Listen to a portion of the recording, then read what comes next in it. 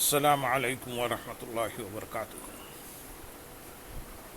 الحمد للہ رب العالمین والصلاة والسلام علی سید المرسلین، اما بعد فاعوذ باللہ من الشیطان الرجیم، بسم اللہ الرحمن الرحیم۔ برادران عزیز و معزز خواتین، آج کی اس نشست میں حضرت ابراہیم علیہ السلام کی مبارک زندگی قرآن و احادیث کی روشنی میں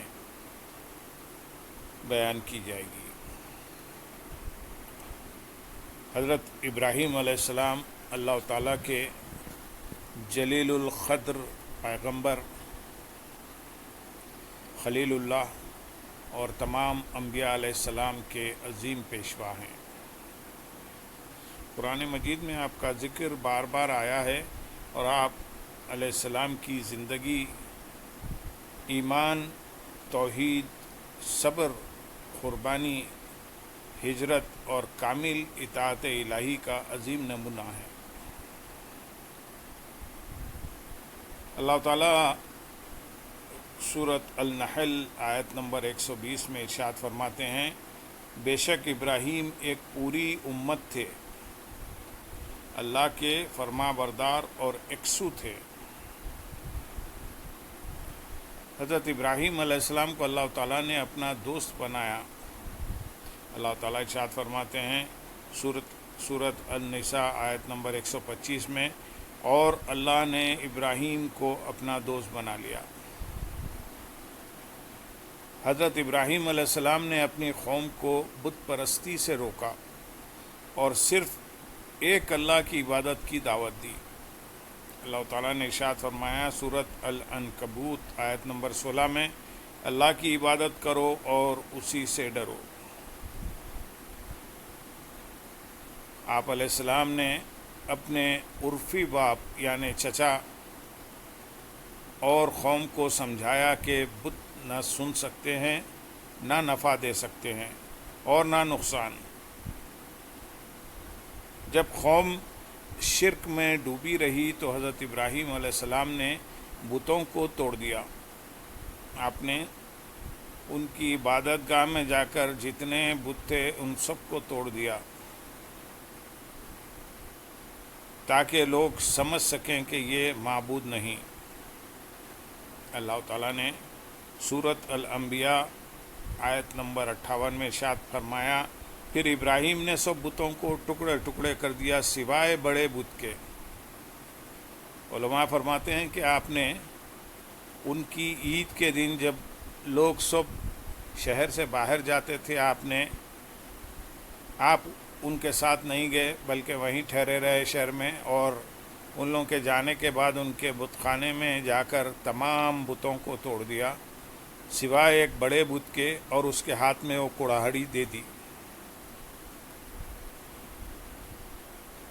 قوم نے حضرت ابراہیم علیہ السلام سے تنگ آ کر آپ کو آگ میں ڈالنے کا فیصلہ کیا، مگر اللہ تعالیٰ نے آگ کو ٹھنڈی اور سلامتی والی بنا دیا۔ اللہ تعالیٰ ارشاد فرماتے ہیں، ہم نے فرمایا ہے آگ ابراہیم پر ٹھنڈی اور سلامتی والی ہو جا۔ سورۃ الانبیاء آیت نمبر 72۔ یہ واقعہ ایسا ہے کہ جب قوم نے دیکھا کہ حضرت ابراہیم علیہ السلام ان کے آباء و اجداد کا دین اور ان کے بتوں کو ٹکڑے ٹکڑے کر دیے اور ان کی بات نہیں مان رہے، صرف اللہ کی عبادت پر زور دے رہے ہیں، تو سارے لوگ جمع ہو کر فیصلہ کرے کہ ابراہیم کو آگ میں ڈال دیا جائے۔ تو چنانچہ کئی دن تک جو ہے آگ، بہت ساری لکڑیاں جمع ہوئی اور آگ کے شعلے سلگائے گئے۔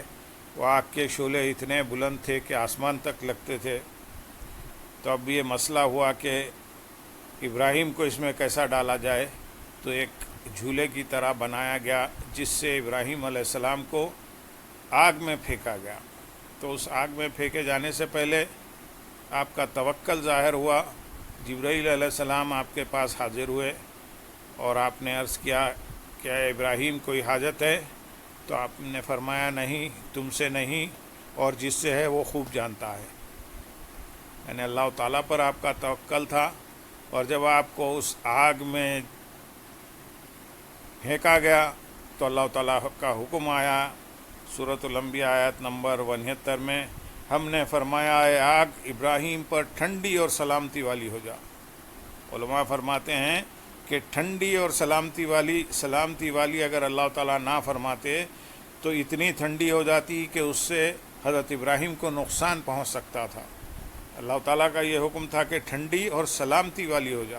تو آپ جو ہے سلامتی کے ساتھ اس آگ میں بیٹھے ہوئے تھے. جب کئی روز کے بعد وہ آگ ٹھنڈی ہوئی تو لوگ کیا دیکھتے ہیں کہ آپ اس آگ میں تشریف فرما ہیں. اللہم صلی علی سیدنا محمد وعلی آل سیدنا محمد وبارک وسلم. یہ اللہ تعالیٰ کی عظیم معجزانہ مدد تھی. حضرت ابراہیم علیہ السلام نے اللہ کی رضا کے لیے اپنا وطن چھوڑ دیا. اللہ تعالیٰ نے سورۃ العنکبوت آیت نمبر 26 میں ارشاد فرمایا، آپ کا قول نقل فرمایا، میں اپنے رب کی طرف ہجرت کرنے والا ہوں.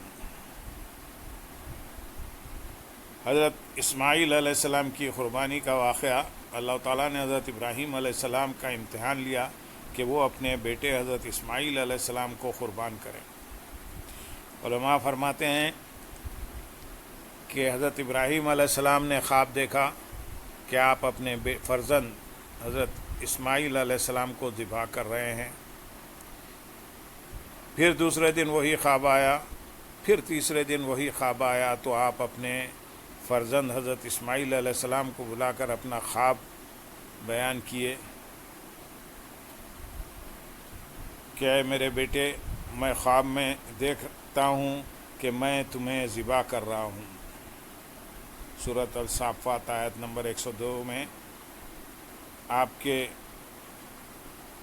حضرت اسماعیل علیہ السلام کو اپنا خواب سنانے کا واقعہ بیان ہوا ہے. حضرت اسماعیل علیہ السلام نے جواب دیا، ابا جان آپ وہی کیجئے جس کا آپ کو حکم دیا جا رہا ہے. اللہ تعالیٰ نے ان کی عظیم قربانی قبول فرمائی اور ایک دمبا عطا فرمایا. واقعہ یہ ہے کہ جس وقت آپ حضرت اسماعیل علیہ السلام کو خواب سنائے تو آپ جو ہے بارگاہ الہی میں رضامند ہوتے ہوئے فرمائیں کہ آپ کو جو اللہ کا حکم ہے وہ کیجئے. تو حضرت ابراہیم علیہ السلام نے اپنے فرزند کو لے کر گئے، اور جب ذبح کے لیے آپ کو لٹا رہے تھے تو آپ کے فرزند نے فرمایا، ابا جان آپ اپنی آنکھوں پر اور میری آنکھوں پر پٹی باندھ دیں تاکہ ایسا نہ ہو کہ آپ جب چھری چلاتے رہیں تو جو ہے میرے چہرے پر صورت پڑنے سے، میرے چہرے پر آپ کی نظر پڑنے سے کہیں ہاتھ نہ رک جائیں اور اللہ کے حکم عدولی نہ ہو جائے. لہذا آپ مجھے اوندھے لٹا دیں اور میری گردن کی طرف سے ذبح کریں. تو آپ کو پٹی باندھ کر، اور خود ابراہیم علیہ السلام نے پٹی باندھ لی اور ذبح کر دیا بسم اللہ اللہ اکبر کہہ کر. تو جس وقت آپ نے چھری ان کی گردن پر رکھی تو اللہ تعالیٰ کا حکم اور معجزانہ مدد آئی. اللہ تعالیٰ نے حضرت جبرائیل علیہ السلام سے فرمایا کہ اے جبرائیل، ابراہیم نے اپنا خواب سچا کر دکھایا، لہذا اسماعیل کی جگہ دمبا لے کر جاؤ. تو جنت سے ایک دمبا لایا گیا اور اسماعیل علیہ السلام کو بازو ہٹا کر اس دمبے کو لٹا دیا گیا، اور حضرت ابراہیم علیہ السلام نے چھری چلا دی. جب آنکھ سے پٹی ہٹائی تو دیکھا کہ دمبا ذبح ہو کے پڑا ہوا ہے اور حضرت اسماعیل علیہ السلام بازو کھڑے ہیں. تو آپ نے اللہ پاک کا شکر ادا کیا اور اللہ تعالیٰ نے کہا کہ اے ابراہیم، تم نے اپنا خواب سچ کر دکھایا. تو آج قیامت تک یہ جو قربانی کا سلسلہ ہے وہ یہی ہے کہ جو ہے اللہ پاک کی بارگاہ میں دمبا ذبح کیا جاتا ہے. حضرت ابراہیم اور حضرت اسماعیل علیہ السلام نے اللہ کے حکم سے خانہ کعبہ کی تعمیر کی. اللہ تعالیٰ ارشاد فرماتے ہیں، اور جب ابراہیم اور اسماعیل بیت اللہ کی بنیادیں اٹھا رہے تھے، سورۃ البقرہ آیت نمبر 127، پھر انہوں نے دعا کی ربنا تقبل منا، اے ہمارے رب ہم سے یہ خدمت قبول فرما۔ سورۃ البقرہ آیت نمبر 127۔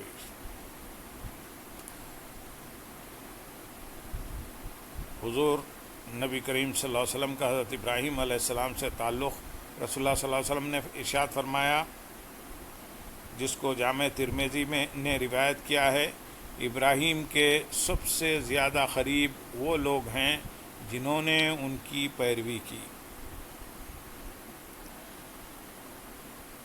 حضرت ابراہیم علیہ السلام کی عظیم صفات: نمبر 1 توحید پر کامل یقین، نمبر 2 اللہ کی مکمل اطاعت، نمبر 3 صبر و استقامت، نمبر 4 عظیم قربانی، نمبر 5 مہمان نوازی، اور نمبر 6 دعا اور عاجزی، نمبر 7 اللہ پر کامل بھروسہ، نمبر 8 ہجرت فی سبیل اللہ۔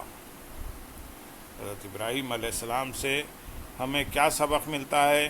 ہمیشہ صرف اللہ کی عبادت کریں، ہر حال میں حق بات پر قائم رہیں، اللہ کے حکم کے سامنے سر تسلیم خم کریں، دین کے لیے قربانی دینا سیکھیں، صبر، توکل اور اخلاص اختیار کریں، والدین اور اولاد کی اچھی تربیت کریں، اللہ سے کثرت سے دعا مانگیں۔